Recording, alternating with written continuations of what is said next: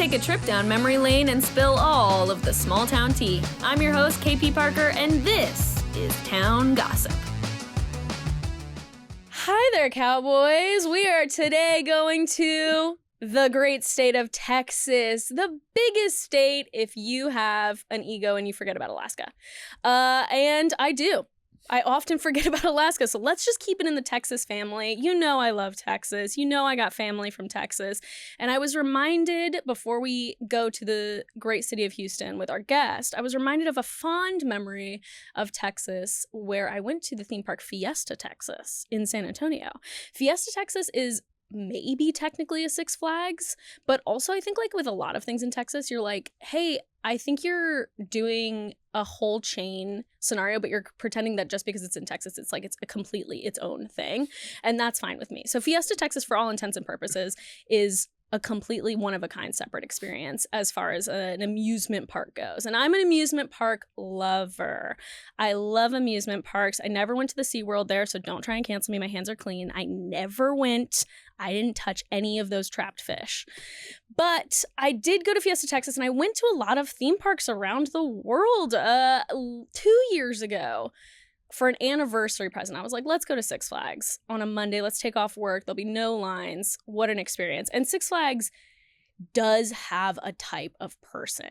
I think every amusement park has a type of person. I'm saying nothing against them, because when I look at the people, they're looking right back at me. I'm at that theme park too, so don't you worry. I know who I am. But Six Flags has a type of person. I decided to go to Six Flags, and I forgot to take my Dramamine that I have at home. I have motion sickness real bad. I'm like, oh, I want to ride the coasters. Let me get some Dramamine at the park. At the park entrance, I'm like, hey, do you guys have any motion sickness pills? They're like, oh, yeah, sure. They hand me a packet, and it says Dramamine. No worries. I like my usual non-drowsy ginger pill adjacent motion sickness. I'm of that age where I have, a brand that I prefer of each medicine, really. But I took my Dramamine, and immediately 30 minutes in, I am roofied. I don't think I actually am, to be clear. I don't think I've ever been roofied, but whatever they gave me was heavy on the Rohypnol scale. Oh my God. I was like, I need to lay down on the bench right now in Dr. Seuss land, which is its own embarrassing scenario. But I'm laying next to some truffula trees or whatever, getting a quick 15 so I can get back up on the Batman roller coaster. And I'm like, let me just get a real quick nap in, and then I think I'll be good to go. Weird vibes to see a grown woman with her awake boyfriend asleep on a bench at 10 a.m. It's a weird vibe. I wasn't doing anybody any favors, least of all me. But I'm trying to go. I'm like, you know what? I think I can rally. My legs feel like sort of like an elephant's foot Chernobyl. Everything is so heavy. I feel so tired. I get in line for Batman, and I'm like, okay, this will wake me up. The craziest coaster, let's just go. I get on, fall asleep while riding. And that's not to make me sound like a badass, I promise, because I know it doesn't. But just in case you were like, oh, wow, she loves thrills so much. No. I truly was like, here we go. The wind knocked my head back. I'm asleep, fully asleep. I'm dead up on that. And I'm also, to be clear, not usually one that when I'm on a coaster, I'm not usually like, eek! Anyway, I am naturally a little weird on coasters because I just turn into like a straight-faced wind blowing in my hair, like... And I'm just sort of breathing. So I'm already a little odd on them, just for sort of full transparency. But I'm asleep on the coaster. The picture, I'm sure everyone's like, uh-oh, she's kidnapped. Something's happened. Truly file a police report. So we decide to go home early because I was like drugged out of my mind in Six Flags Magic Mountain, California. And it was magic. Happy anniversary to me and my ex. All right. That is Houston, Texas for you, don't you think? Wouldn't you say? That's a little Houston, Texas. And it's a perfect time to introduce our very, very funny guest. I'm so excited to have him on. It is Ashton Womack from Houston, Texas. Hi, Ashton. Oh, my God. What up? Yeah. Hi. Thank you for being here. That was an insane story. Yeah. I mean, my motion sickness really does cause some issues, but... Listen, I've been on plenty of drugs in amusement parks in Houston and Texas. So honestly, you're not the only ones. If you're going to do it anywhere, do it in Texas. Listen, I mean, that has to be... your story sounds like being passed out at 10 a.m. at an amusement. That was like my Coachella experience. That was many such cases. This happens. So very relatable. Yeah. Have you been to San Antonio, Fiesta, Texas? I haven't been to Fiesta, Texas. I have been. Oh yeah, I've been to Fiesta. I've definitely been to San Antonio. Yeah. Definitely done the River Walk. That's in San Antonio. Absolutely. Done all the eating. That's the main thing you do in Texas. Is eat. They got good food. Yeah, there's a reason why we're like the third fattest state. It's because we are delicious. Everything is delicious. So it's really something. When I visit my family there, I'm not a big breakfast person in general. Do you like breakfast? I go on and off. I'll drink a coffee and be fine for 6 hours, but then kind of me too. Yeah. I'm really, really tiny. Everybody says it.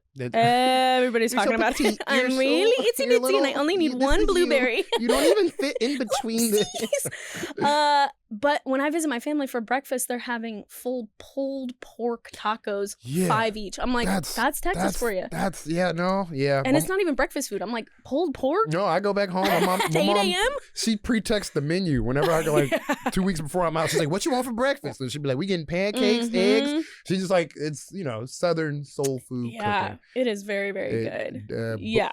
But so your Houston area in general, you said you moved around a little bit though? I moved around a lot of bit. But yes, Houston's that is like where my formative years happened. From like 12 to pretty much 20. I moved out of Texas when I was like 26. So from like 12 to 26. Great. Your boy was a Houstonian. But those are the real pivotal years. Because it is like, I mean, we didn't move around too. I guess I was in New Jersey for a few years, but it's like the high school years is really when it's like, this is now a personality that this is my personality. You have an identity. When I was before that, I was just Yu-Gi-Oh. That was my identity. I didn't really know much. I knew I had the heart of the cards within me, but Houston, it's funny because actually, like I have very specific, like each place, even though I moved around a lot, they all, like I moved to Memphis when I was 16. Oh, wow. Stayed there. In Houston, also stayed there. But I was like born in Texas, small towns. So like each place I stayed, I had like some formative experience that like, I was like, oh, I'm becoming me now. Yeah. Getting a little personality traits going. It is like fun. And it's also humiliating all the time in high school. And it's also like, I've been recently just like, the only music I want to listen to is stuff that I listened to in high school. Oh, wow. And I'm like, just like fully getting back into it. And it's an emo renaissance, I think. I can only imagine, like, what was like Evanescence? I'm only guessing. It was mostly Say Anything. Do you know that band? Oh, no. See, it's problematic. But yeah, it's like you're just developing like your sense of fun and music and friends. And your musical taste. And like, I definitely was only listening to one person in high school. What do you got? Lil Wayne. That was I apologize. My younger self owes my older self an apology because I should have put some books in my mind. Should have read a little. His lyrics are poetry. At the time, I would have said truly. I would have been like, this is my Van Gogh, and I know he paints. But before we give Pulitzers out, let's listen to A Milli one more time. Listen to A Milli one. I'm not even gassing. I used to listen to literally Lil Wayne every moment. I would wake up. Horrible influence. Horrible. I just wanted to have tattoos and be like, I want to be skinny and have tattoos and dreads. None of that. But he had that skater like punk-ish phase for a second too. That was when I tapped out. A lot of people were like, we'll let you do this on your own way and then we'll come back later. The rock and roll album, Lil Wayne's rock album. I remember one song I did like. There was one. It was Prom Queen. It was a choice. Hey, get on in. I'm glad he came back to his senses. Yeah. Okay, but you are saying most formatively maybe where you're from is Lamarque. Yes. Okay. I was born. It's not that long of a story. I was born in Galveston, Texas. Okay. Which is right next to Galveston. It's a little city called Lamarque, Texas. Yeah. That's where I went to elementary school, diapers, I've had a big part of my formative years happened in Lamarque, Texas. Matter of fact, where I discovered stand-up was in Lamarque. Oh, really? Did they have a club? No, they didn't have a club. Okay. What they had, Monday nights, or I don't remember the night, me and my family would just sit around and watch on a couch, much like this, and watch Def Comedy Jam. It would come on. It's a TV show. It's an old TV show. Obviously doesn't come on now, but it was a show called Def Comedy Jam where all these black comics come on. Martin, every famous comic today, that's where they got their debut. And I would watch as a baby, not understanding a single word. Yeah. But everybody around me was laughing, and I do remember being like, I want these laughs. I want these laughs. Me too. Yeah. Like I remember literally just sitting on the couch laughing, couldn't wait for like stand up to come on and watching my family. Right? Were you always trying to be a funny kid, or were you like developed into that a little later? I was always I remember I was always a jovial, happy, fun, just like a jokester, like a little what's that? Dennis the Menace ass. Yeah, little, rascal. Yeah, literally, I was a rascal. My uncle, he's like this really creative guy. He's really fun. But like, I was very lucky to have an aunt and uncle who were just as silly and as like fun as I am now. They were that when I was a baby. So everything was just jokes. Yeah, like I couldn't. I literally remember my first joke, which was like, my mom and my aunt they would go to the club. They go to this club called The Front Door. They're like, oh man, the front door is closed today. And I just remember like being in Pampers and looking up at them and being like, well, why don't you go to the back door? And no one laughed. Really? No, they were all like, first off, did you just talk? Like, first off, he didn't just speak. We have to change your diaper. They were just blown away that I didn't, like I said, something... A full realized thought. They were like, it wasn't just a sentence. Yeah. It went along with what we were saying. They were like blown away. And you freaked them out more than you made them laugh. They're like, what the hell possessed this They were. They were like, wait, this baby's a little bit too advanced. That's enough of that. Turn off the Def Comedy. That's too much. Legit. Yeah. I used to steal, I would I would watch stuff and I would intuit like, oh, that joke goes when that thing happens. And so then I would be like, all right, I don't necessarily fully get it, but I know when to use these. So I would do that a lot. I guess that's thievery. I would joke thief. No, I mean... But it would be like, I'd see someone get hit and I'd be like, that's going to leave a mark. And I'd be like, I don't know what that means, but...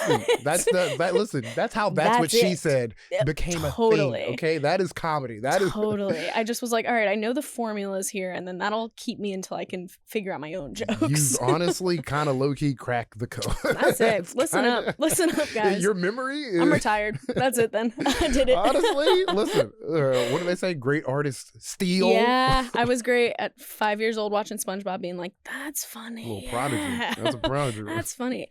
Man.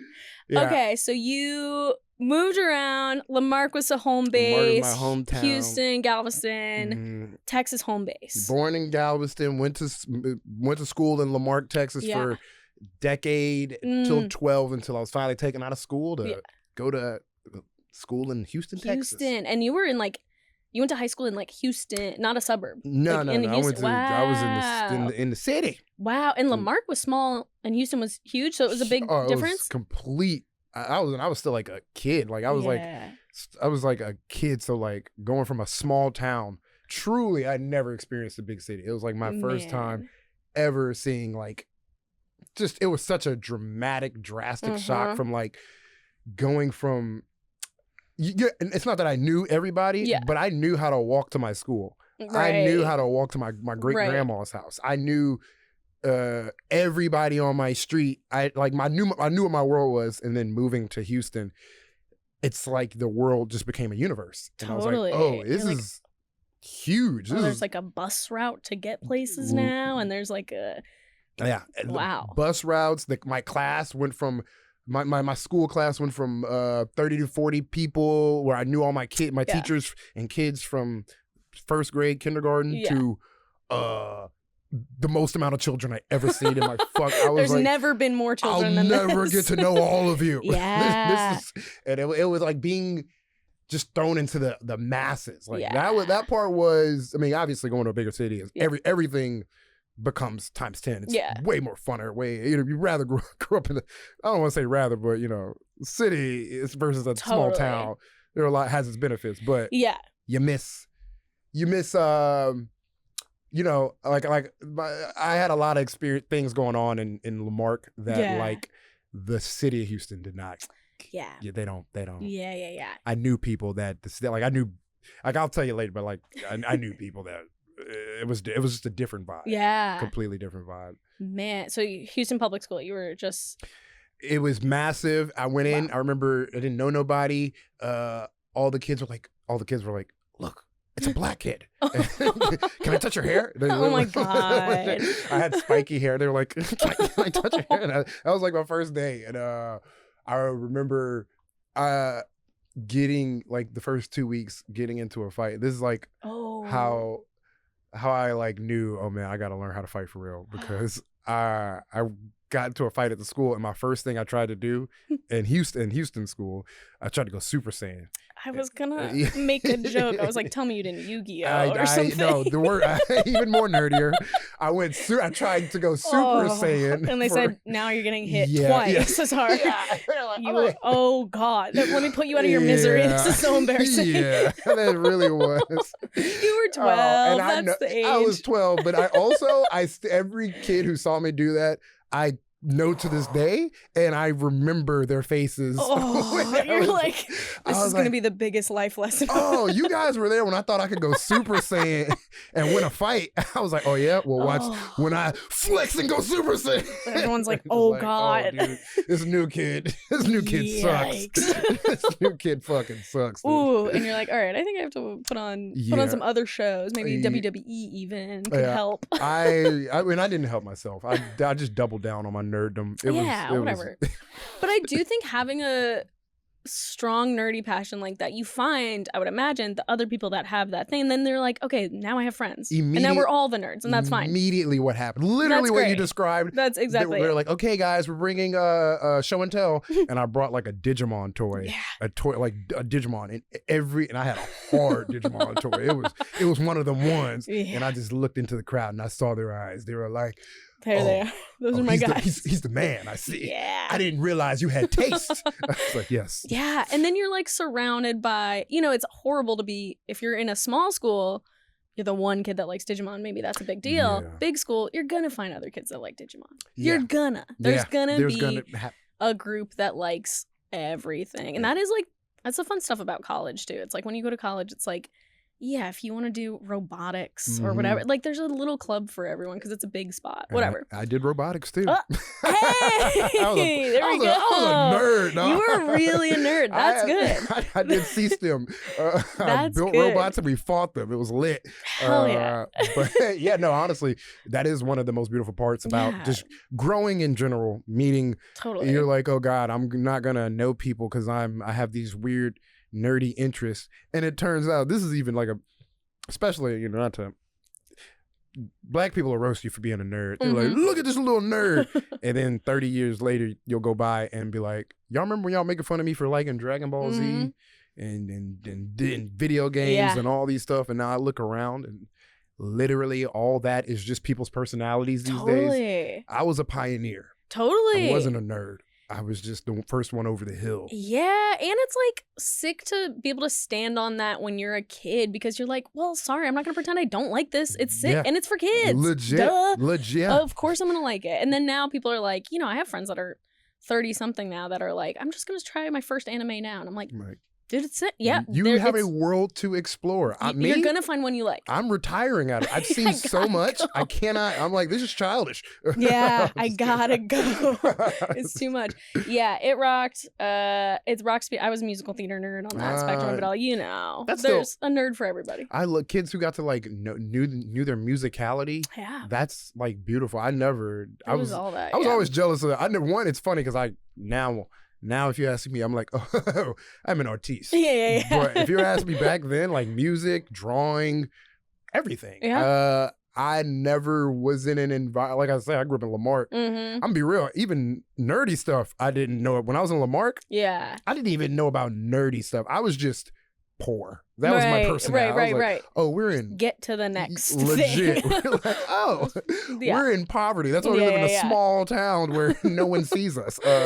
But yeah, no, I'm so happy. That's what moving to a bigger city expanded my own taste. I got to meet kids who were into all these similar interests and showed me how to even deepen my interest. I was in. It made me a bigger nerd. Yeah, exactly. Okay, we're hitting Lamarque, Houston, Galveston. We're going back to Texas. what was your town gossip? Man, the town gossip in my city, in Lamarque specifically. Okay. Well, I will say it was a very small town. Yeah. What was? Do you remember the population? 2,000 to 3,000. It can't be. Very small. Lamarque is a very small town. Okay. Very small. Like when I say it's truly the definition of a one-horse town because it was just a street. It's a street and it's like a major street with like a big grocery store, railroads, and then there's smaller streets, but they're all just Lamarque is basically this big street that other travelers are traveling to other cities to go through, but we all live on the outskirts of the street. And it was just, it's such a very small town. Everybody got to know each other. It's where like I knew my grandma, she, rest in peace, love you, Meemaw. She knew everybody.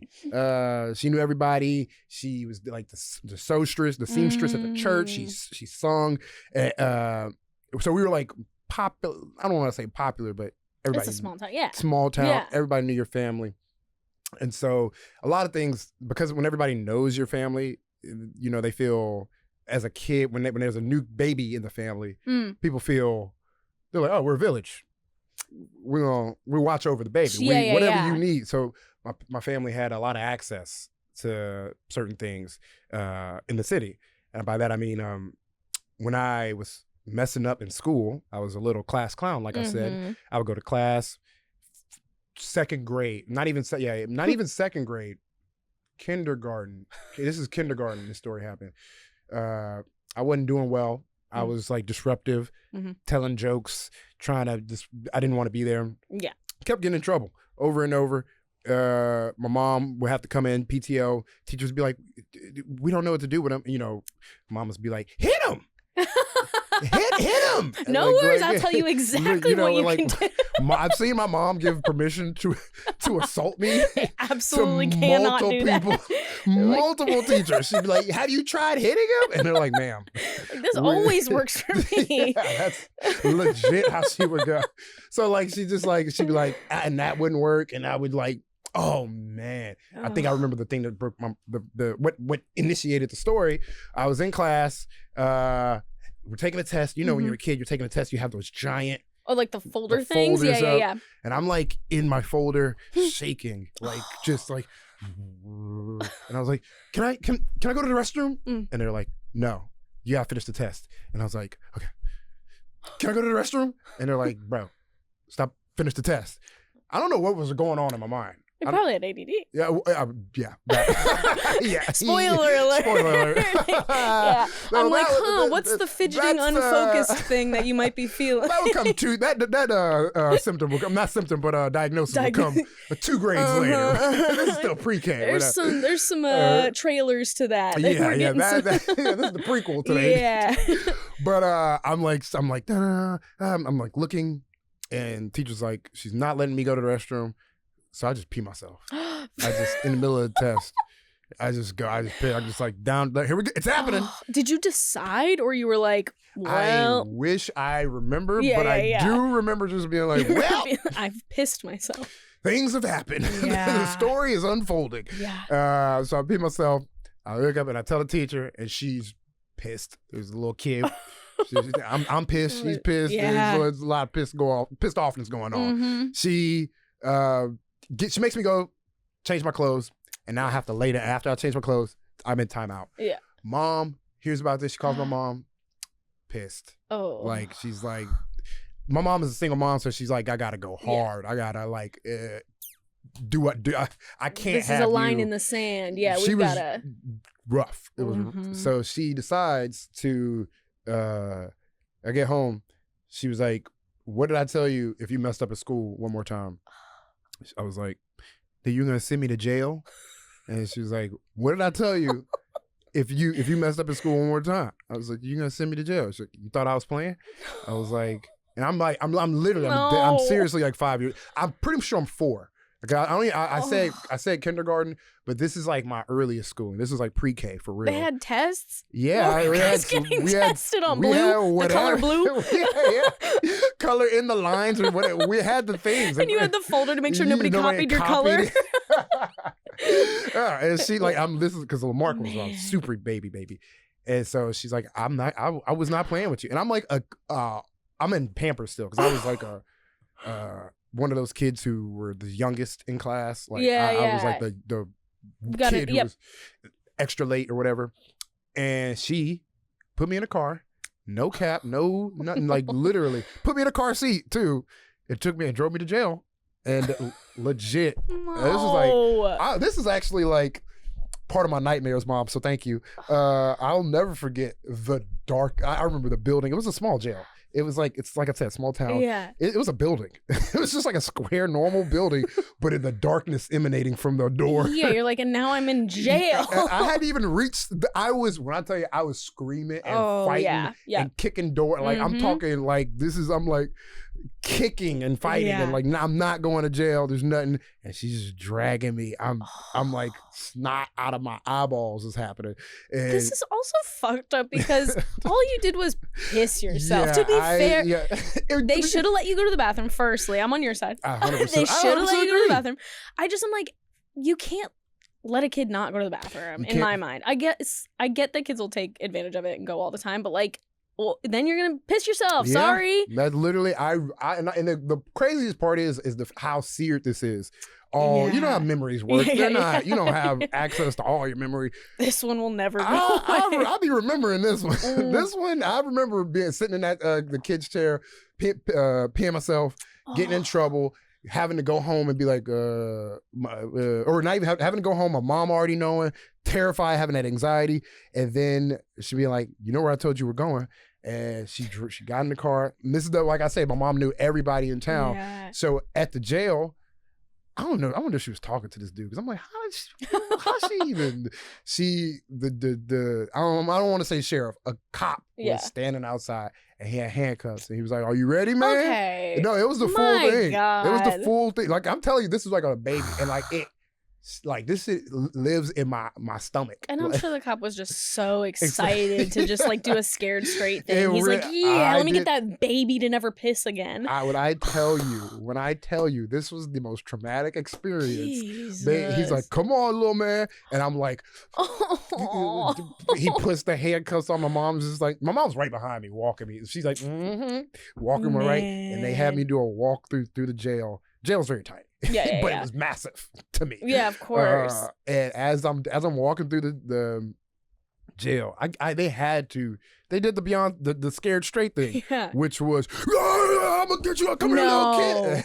The prisoners? Yes, yes. Mind you, they're all just jail people. They're in there for like drunk takes. I was gonna say, I'm like, I'm sure half of them are like, just drunks. They're just alcoholic. All right, you letting me out? And oh my God. Like, I'm like, you mad? I got in trouble for pissing myself. Well, now I'm shitting myself, Mom. So thank you. Wow. And, I'm sure all of them had pissed themselves. They're all alcoholics. They're pissing themselves. You're like, oh no. You smell like us now. You came in. You was ready. It's true. You can get arrested for pissing yourself. Look at these guys. I tell you, I walked from the top of the prison to jail to the back of the brick, and I was able to touch the back of the wall. I was like, and they're like, "All right, I bet you're not gonna mess up ever again." And I walked out. And it shit did not work because I've been to jail twice. It did not work. But not for pissing yourself. No, not for pissing so myself. There we go. All for weed in Texas. Oh, jeez. But you know. Man. And that was like one of... That's a lot. That's a lot. Man. You asked me for like a small town story. I was like... No. That's also... I got it. Got one. That's also... Man, I mean, my mom's single mom. I was also messing up in school too much. It just was like, I hated school. It just was not... Mine was grades. It's not like I was like causing scenes or anything. I think I skipped class like once. But mine was grades. I just was like, man, none of these are going to matter because I'm going to be on a theater guy. None of this is going to be on stage. Matter. What do I need to know? And now I'm like, oh, I can't calculate tip. I should have listened a little more. Right. I thought Spain was in Latin America. Or was in South America. Okay. But she pulled me aside and she knew arts was the only thing I ever wanted. And she was like, well, I'm taking you out of the art school. And I was like, no. It was like a big, and my mom and I would yell at each other. Like, I was not afraid to yell at my mom I mean, she was a yeller. And then I was like, all right, well, I have to get a word in, so I'm going to bring the volume up too. But she was a yeller, and she was like, I'm taking you out of art school, and I got a different school for you. And she called up, and she put a brochure down for a nunnery. No! A nun school. That might as well be jail. I know. Might as well I know, be. and she was, hi, Sister Catherine. I've like just told her how excited we are for the program. Yeah, and I'm noticing here, and she starts listing all the things. She's like, so I'm noticing it's quiet hours from 7 a.m. to 2 p.m. Your mom so kind of cooked with that one. I'm not going. I know. My mom, I told her, my mom is a lovely woman. Listen, I need to also say, my mom's a great woman. I love, like, she did all that. I love her with all my fucking heart. I mean, single moms had to make something happen sometimes. She was 20. She was trying to thug it out, figure it out her own. Yeah. Your mom, though? She had some mental mind games. She had some real mind games. And she was going through each thing on the brochure, and she was like, okay, well, we're going to, and do you supply the habit? When do they get the hat, like the nun outfit? Yeah. And I was like, no. And I feel like this year was like, I bet nobody was on the phone. Of course. Of course. This year I was like, I bet there was no sister. I would hit my sister with that all the time to pretend. I'd be on I have a little sister, and I'd be like, Mama said you got to do the dishes today, and she'd be like, let me talk to her. She don't want to talk to you. She got me really good, and finally I was like, wait a second, I don't think that worked. They picked up real quick. Yeah, hold on. Yeah, and they were like, oh, yes, and listing stuff that I was like, that seems wild. That seems crazy. Honestly, I have to clean out the horse pasture. Where's there a horse around here? Put that in the notebooks. Yeah, she's good. That's a good one. She's good. She's really good. I think I did get the grade up a little bit, but bruh, the nun school? Nun school's crazy. You know, I saw a conclave. It don't look fun. No. It doesn't look fun. I would not have done well there. I'm just trying to goof around, and nobody's got a sense of humor there. Although maybe, I don't know. Yeah, I mean, are nuns funny? I saw Sister Act. There's some funny ones over there. Whoopi Goldberg. Oh yeah. Oh my God. Oh, what am I thinking? Oh my God. Whoopi Goldberg. Well, nuns are funny. Yeah, it's single moms. It was all. I felt bad. I mean, looking back, I feel bad. At the time, I didn't feel bad. I was just doing the best I could. Yeah. But it was like, man, she's working all day, and then we're broke, and she's got to come home, and I got a D in science, in earth science, one of the easiest things to pretend you care about. Yeah.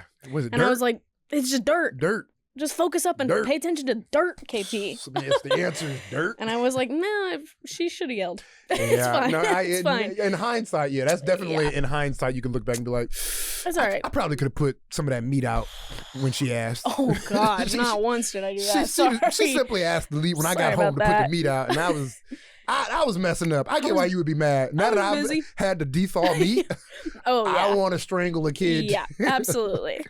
Absolutely. Okay, wow, that's the Lamarque gossip. There's, it's gossip. There's a lot that happened. It's an interpersonal drama. Yeah, it's such a small town. Like, gossip, like, oh my God, I can't believe. I mean, I have Houston gossip. That's like real. That's like my other, like, my pastor went to jail. I forgot about that. That's gossip. What did he do? He was stealing from old ladies in Louisiana. He was defrauding them. Is it bad? I was happy when you said that at least it wasn't like sexually assaulted. Yeah, I know. No. Okay. My pastor's a good criminal. He was just stealing? No. He's a good type of criminal. Oh my God, he's fine. He's not a fucking monster. I was like, oh my goodness. I didn't sure even they all clarify that. No. He's actually a good evil person. I'm still going to church there. I think he's got something to teach me. Yeah. Oh, I can't believe I forgot the biggest piece of gossip that I love telling, which is my pastor went to jail, which was. And I found out on the evening news, which is how I found out. Like I was actually in New York City. Yeah. No. That's not how it happened. I was in Houston still. This was a year before I moved to New York. I was just keeping up with the case in New York. In Houston, I remember coming back home from work, and I used to watch. I didn't have cable, so when I got off home from work, I would watch. They had the 5 o'clock news. Yeah. And I was so bored when I got off work. Just anything. Dude, I would just be like, all right, CW 39. Yeah. Show me what you got, what do you 5 have? o'clock. And I'm half paying attention, and all I see is the anchor be like literally like this, but then a square box come up next to him, and he's like, "Local pastor gets arrested, gets indicted for fraud charges." And I'm like, I look at the TV and I see my pastor. There he is. And I was like, oh my God, I'm definitely going to church this Sunday. Oh my God, I'm not with him. I gotta get. I'm not missing this episode of church. You got me messed. Oh, because I'm sure everyone was talking about. What? Oh my God. And he's like, he's a famous he's a mega church. Oh, so he was actually George Bush's pastor. The George W. While he was president, while George Bush was the president. Oh my God. My pastor, Pastor Kirby John Caldwell, was his official ordained minister, and like we're going. He wouldn't do he would skip some Sundays and go do George Bush's Sundays or whatever. So he was a pretty popular, pretty popular pastor, was in the Wall Street before he got into his ministry. But, and I'm talking super successful. He's big mega pastor in the 80s. By my era, we had 2 big churches, 2 mega churches. Wow. And so for him, he was defrauding. What he was doing was he was defrauding old people in Louisiana by telling them he would sell them Mao Dynasty bonds. So worthless bonds that were only had worth value in the Mao Dynasty, and we are no longer in the Mao Dynasty. That is the most random way to scam an old lady I have ever heard. But it does sound appealing. I'm sure if you're an old lady and you're like, oh, this person's a pastor. He's past financial experience. You do have the literal current president. Well, at the time it was Obama. By this time, he's still my president. Yeah, George W. Love him. No, he's still my president. I love the guy. I got fooled me once. Same tat on my back. I got a whole thing all George wrapped Bush around. Quotes all. He does. He's quotable. He 100% is quotable. Yeah. But yeah, my pastor went to jail, and it's really notable because I kept up with the case. Yeah. But I had moved to New York, and I remember one Sunday, it was like I was talking to my mom, and she's like, there's been an update on Pastor Caldwell's case. And you're like, yes. I was like, tell me. She was like, they gonna tell us everything on Easter. So, and I'm in New York. In a mega church. Crazy. Also, they're like saving it for a season finale. They're like, and this drops on Easter. You're not gonna want to miss this. I'm like, what? They're like feeding the drama. They're like, the Easter service is about to get like Real Housewives style. They're like teasing it, getting the season finale going. Wow. They saved the budget for the last episode. We need to get the confetti cannons on Easter. Oh my God. And I was like, I'm way more excited about this than my mom. I'm a crystal woo girl at this point now. I'm like, Mom, you need to get out of the church. No, and so she tells me, I'm like, okay, I'm watching church this Saturday. Oh my God, I'm watching her this Sunday. It's on Zoom. Yeah. And I watch it, and Pastor Kirby Caldwell does not show up. Because he's in jail, right? Exactly. Okay. He was in jail. The TV man was correct. Yeah. He was going to jail. Instead of my pastor coming out, his lawyer comes out. And I remember, I'll never forget, because you can see the whole crowd. I'll never forget. The lawyer walks out, and his first words to this congregation is he's a white slick hair. His hair is like, those dudes with like the slick back type of like, especially Texas lawyer. It's got to be just all the moose, and he's just like, and it just comes like, look, the sleazy looking guy you can imagine. He comes in, he gets to the mic, and congregation full of all black people, all Christian black people. First words out his mouth, he goes, "Now listen, I'm not a praying man." Oh my God. And the whole church goes, you don't have to say that. What the fuck? Like, the whole church was like, who gave him the mic? That's how he opened up. Like, certainly don't have to say that. Just, my God. His opening line was, "I'm not a praying man." And I just saw, I just could see wigs move. Everyone's like, he's going to jail. He's going to jail. All right. Yeah. We're not getting that guy back. All right. Jesus was like on the cross, like, bro, what are you talking about? Get off just say the next part. Get to the next thing. What are you doing? My God.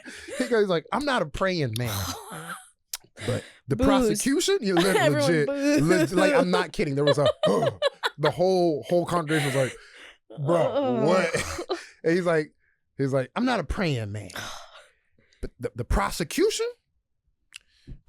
says they got all the evidence they need, that it's a open and shut case. You know what they don't got though? You know what they don't got? They don't got God on their side. Okay, winning them back a little. Somebody was like, testify. There you go. He was like, the pastor can't right now. That would actually indict him. that would actually, no. Nobody testify right now. All right, it was just the craziest way to come out and just be like, I don't pray. I'm not religious. Yeah, it is an open and shut case. Yeah, like, all you can do is maybe pray. We need a miracle. Please make this an extra long sermon because he is going to jail. Yeah, and he went to jail. And this is a prominent, listeners out there. And I know you had a few Texas episodes. Texas people out there listening. You know Kirby John Caldwell. You know, if you Google him, I think he's out. I think he just got out this year. It probably wasn't that long of a sentence, right? For 6 years. 6 years, but with good I think that was 6 years with good behavior. And he might have did 4 actually.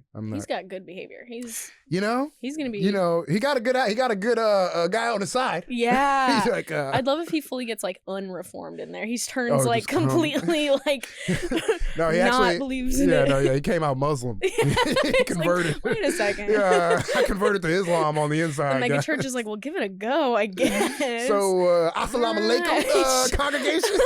Sounds good. Sure. This is a new. Man, that is like. That's good gossip. Legit. Yeah. It's so funny that it came to me on this couch. That's like, perfect. Oh yeah, I remember my pastor did go to jail. I love a good gossipy, unlikely jail story. Yeah. I have one little tidbit of Lamarque gossip. Should I? Would love to hear. All right, it's so small. Okay, any info about Lamarque is always. Because here's what I did. I was trying to look up some stuff, and I was very intrigued because they have a Talk of Lamarque Uncensored Facebook group. Private Facebook group. There's nothing I want to be in more than a private Facebook group. Oh my God. And it's 3,000 members, which is the whole town. The whole town. Because they have a Talk of Lamarque Facebook group. And then they have a Talk of Lamarque Uncensored. And I'm like, get me in the Uncensored. And so I requested, but they didn't approve me in time. Because they know everybody. I know. They're like, but they approved you eventually? No. Oh, no. okay. I'm waiting. I hope to God they get me in. Because I still want it. I'm going to go on Facebook. Yeah, you could get in. Actually, and it's funny because Lamarque, now that I think about it, is just Facebook. I know. Honestly, Lamarque is just a land that exists on Facebook. It might not even be a real place. And for them to specifically say uncensored, I'm like, that is somebody funny. Is saying something. That is, Billy Bob got drunk over in the barn again. I am fascinated. So check in, see if we got anything good there. It's probably a lot of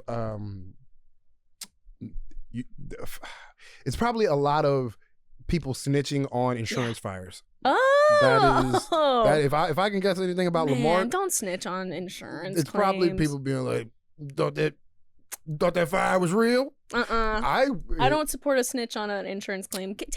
It's your money. I know. You paid insurance. 100%. I can't legally say to do it, but if I could, I'd say don't snitch. Don't snitch. I know so many people who got hit in Uber. There was a time when people were like doing Uber insurance frauds. I had a friend walk around with a cane because he was like, he thought get hit by an Uber. No, he was in an accident and he was getting money, and the guy, the investigator who makes sure he was like the insurance investigator. Yeah. He was scared he was gonna pop up on him at all times, so he had to pretend to be injured for so long. And then like a year, I was like, dog. At that point, you're injured. You are. Yeah, might as well just. You developed a natural limp. Yeah, you're atrophied. You might as well. All right, this was a citizen of Lamarque decided to do a little op-ed in the paper, the Lamarque Bulletin or something, whatever it is. But he had some shit to air. Okay, he included a picture of himself one of sort of the most cartoony, sweet-looking white guys. It was just really and like I think his name was like Coop Coopson. It was really cute. It was truly like Coop Coopson. That's not a real. It was that cartoony. I was like, God bless you. You are Nickelodeon's That was own. an invention. So this is what he said. He said, before becoming mayor, Keith Bell was my district council representative, and he was always accessible and a rarity among elected leaders today. Bell has a vision for Lamarque that is for all residents. Will he be able to achieve all of his goals? Probably not. But I feel confident he will never stop trying. So what is Lamarque's problem? Honestly, it's a local bully, the equivalent of an adolescent schoolyard bully.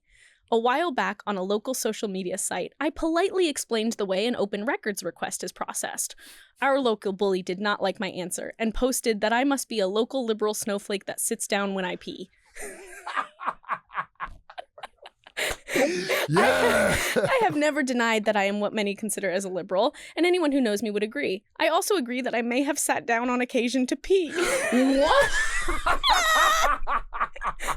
But I don't know what that has to do with anything. Coop, you're the sweetest. Coop, you're the sweetest Coop, guy you don't in the have world. to say that. You didn't have to add that part. Oh, He's bullying himself. I know. Just about anyone can tell by that statement what was being implied, however. Several months ago, I know, Coop. I think this guy's calling me a lady. Sometimes perhaps I do sit down when I pee. I know. Defend him. Coop.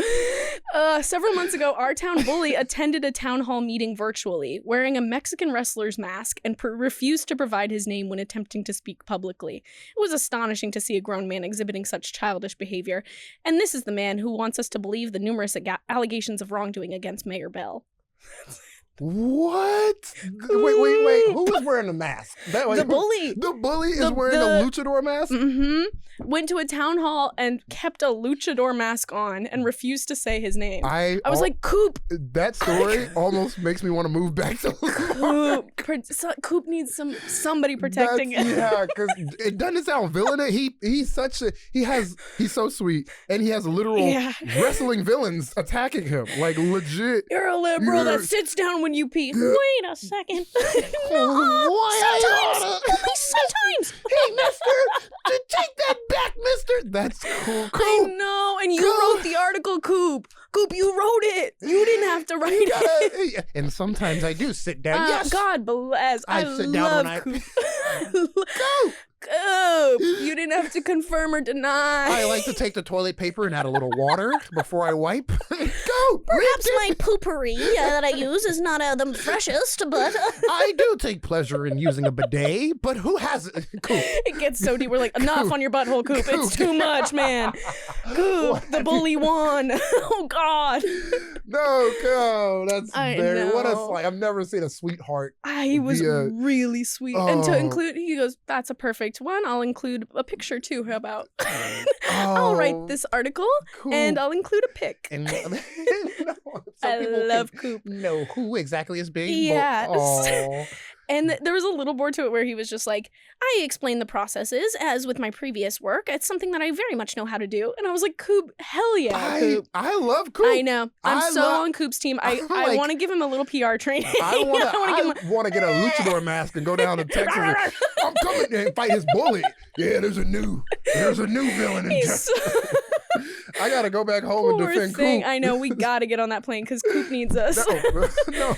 Poor thing. I really liked it. That was the only drama, and that's all I needed, really. No, I appreciate I've learned so much. I'm definitely getting in that Facebook group. I know. I wonder if that's where he got, because he was like on a local, I was trying to explain it, he said on a local social media site. And I was like, maybe it's on Facebook. Talk of Lamarque. I mean, yeah, they're not. There wasn't another one. No one TikTok. Coop's like, let me just pull that up. He's an influencer. He has like 400,000. You're like, whoa. Get ready with me as I sit down to pee. Yeah.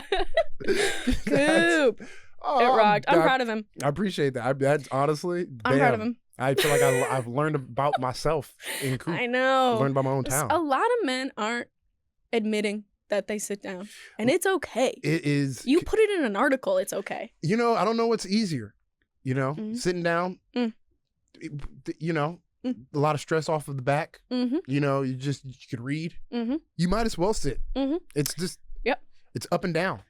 Coop sits down when he pees, but stands up for what's right. Yeah. Oh, bar. Thank he does. you. He does. And honestly, I feel like that's a motivational. He has that with the cat hanging. Hang in there, Coop. Don't be afraid to say. Yeah. All right. Let's zoom on out from Lamarque. Let's see somewhere else that might have some good gossip for us. I would love to hear it. Okay, this is a nice hefty one. I see. Ooh, and I see the word Easter. We got a connection. What? Easter. Here we go. All right. This is from Driggs, Idaho. Okay. You know anything about Idaho? It could have been made up. Yeah, I don't know or much. It could be a real place. Yeah. We're going to believe you. We'll give you the benefit of the doubt on this one. All right. The year was 2013, and I was at my annual family Christmas dinner. As we were all about to eat, my 20-year-old cousin, let's call her Lucy, stood up to announce that she was pregnant. After she finished giving us the good news, her 22-year-old boyfriend, we'll name him Dave, said the baby could not be his because their timeline did not match up to how far along she was. He was out of town for work the week of conception. Baby mama certainly drama. Announce it to the guy before you announce it to everyone. Hello? Yeah. Was that his first time here? My God. I think you could have avoided this one, Lucy. Give it to him first and then be like, let me get my timeline all together.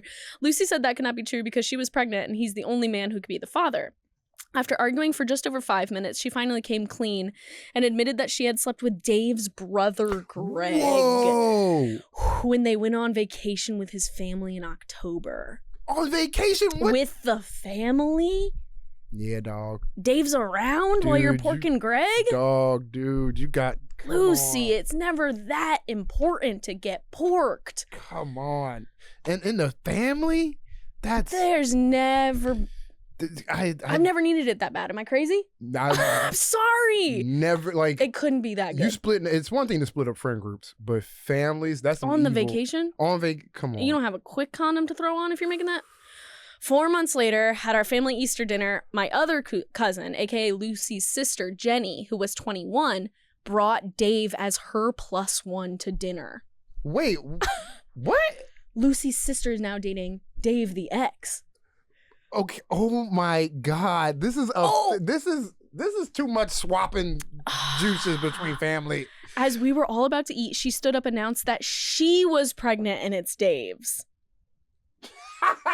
The family tree is becoming intertwined. They're holding hands. Twig. My God. I laughed so hard that I passed out because I was thinking about how their lives are bound together forever because of these children. Yeah. Is that like twins in a way? Is that like spiritual twins? Sure. There's some spiritual twins on this one. I'm willing to give that. It was the talk of the town for months, so much so that Lucy moved 2 states away 3 months later. Yeah. Jenny and Dave got married 4 years later. Okay. And they have 3 more children together. So he comes to every holiday family dinner. So he's still coming. That's dog. I think I would be like, take me off the guest list. Yeah. I don't want you can come to my families. I'm not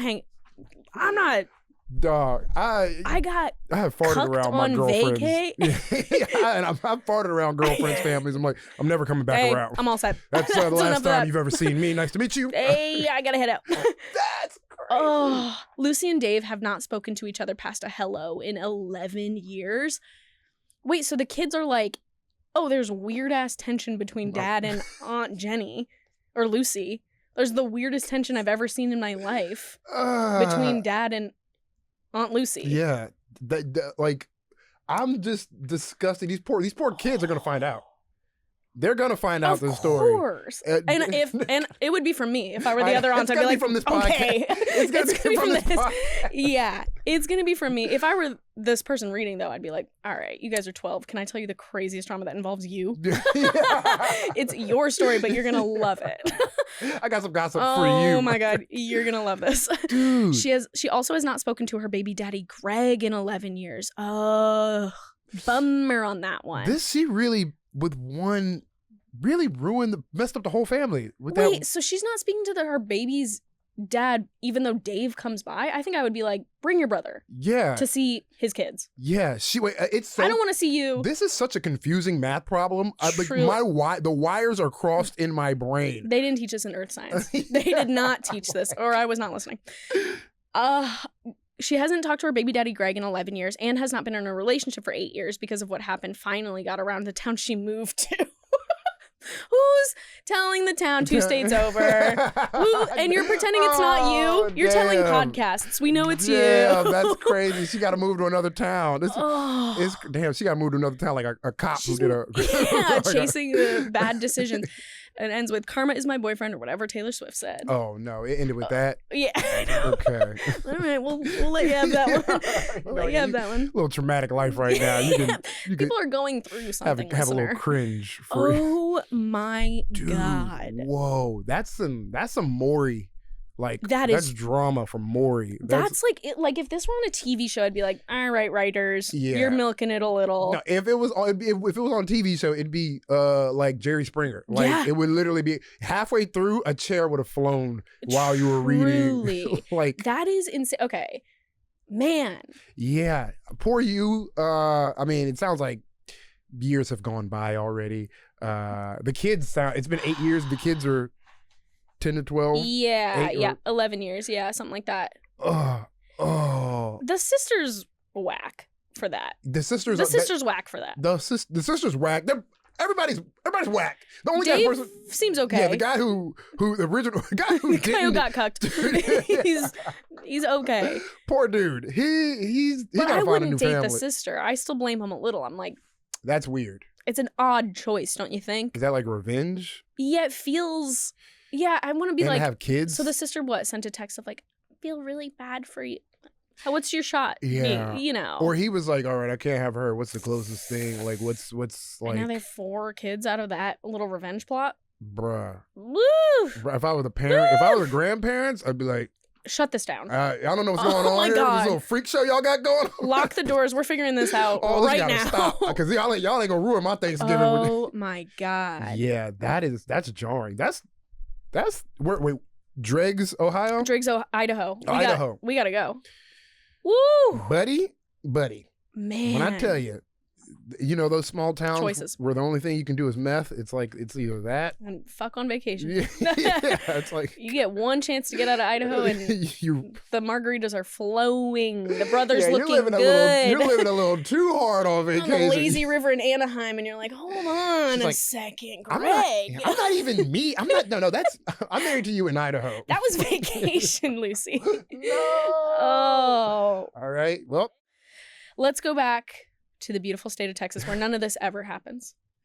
No, there's no cookery going on in Texas. These men keep their wives. Our wives love us and they'll never cheat on us. They don't get to have vacations. Yeah, right. Now, I'm going to Marque or Houston or Galveston. Mm-hmm. I got a big weekend planned. Mm-hmm. I'm bringing all my loved ones. What's the hometown high? Hometown high. Yeah. First off, I'm gonna do you a favor and say you're in Houston. Okay, so we're going to Houston. That's better. We're going to Houston. Yeah. What are we doing in Houston when we get there? Well, first thing first, we're getting brisket. We're getting some ribs, some barbecue, getting a little cornbread on the side. We're gonna get this accent. Good. You have to eat it with that. Yeah. We're Houston, man. When I go back home, eating is a must. Eating all types of food because we have delicious like Vietnamese food. There's just pho. Obviously, food is what you want to spend your time on. You hit the beats of the food. Yeah. That next thing, Houston's fun. It's a fun drinking town. Ooh. Houston is a drinking town. It is. People are drunk. They go out and they drink. It's eat and you drink. Yeah. And it's you will, if you're going to Houston, hit up. It depends. I would say if you're like a, hipstery, how do I say this without... No, drag them. White people. Here's where you go. You go to Washington Street, okay? Go to Washington Street. You'll have a blast. They'll have all the bars there. You'll be led into all the bars. They'll let you in. You're going to have a great time. You're going to have a great time. Black people, listening, don't go to Washington Street. We got separate itineraries here right now. You will not have a fun idea. You will not have a fun time. You need to go to where you'll be spending your time is... There's so many cool places. East downtown Idaho. There's a spot a lot of my friends work at. Faces of Houston. There's a place called.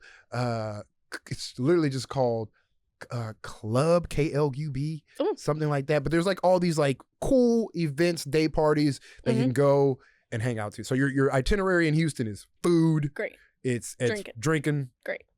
Some of my favorite things. And you're done. I mean, and if you come in town, schedule your trip. Well, hit the rodeo. I like a rodeo. Rodeo's literally a blast. I haven't been in it since I was a kid.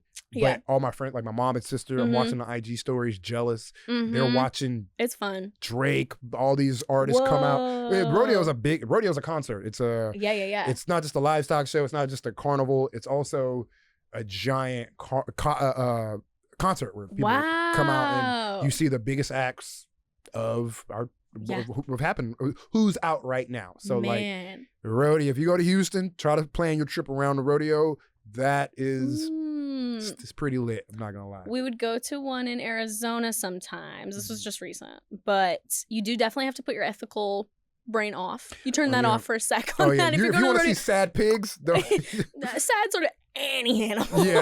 You're not gonna want to go to the rodeo, so you'll turn that off for a second. But I will say I love because they have like a junior. They'll have like a the real riders, and then you'll have like 12-year-old division or whatever, and they're riding like little pony almost. They're riding the littler animals.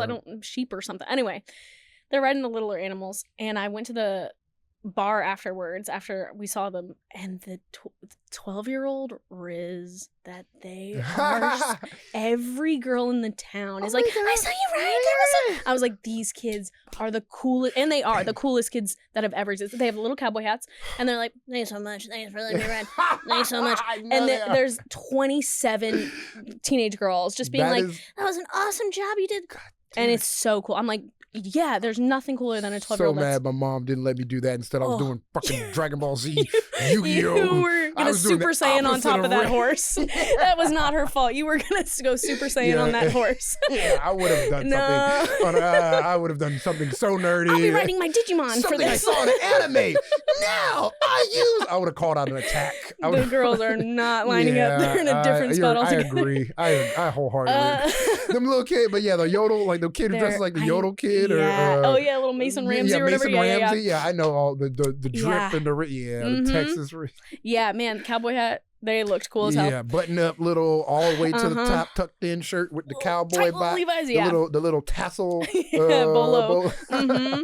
All right, what is the hometown low? I only got so much time in Houston or Lamarque. I can't spend it all. Where should I not hit? Where you should not hit in Houston. First off, don't go to no malls. Obviously, it's dead. Don't go to Dallas. There we go. If you want to have a place not to go in Houston, Dallas. Done. I honestly haven't heard that much good about Dallas. I mean, we have like a somewhat rivalry, but it's not really a rivalry because we are like so much better than them. I don't hear people stick up for Dallas the way people stick up for Houston. Yeah, that says something. Dallas, except for Mark Cuban, he goes hard for Dallas. Yeah, he owns a team there, so he needs people to like. He's Dallas. like, no, we're having fun. No, you love the Mavericks. They're awesome. All right, I'm not going to Dallas. I'm going to Houston.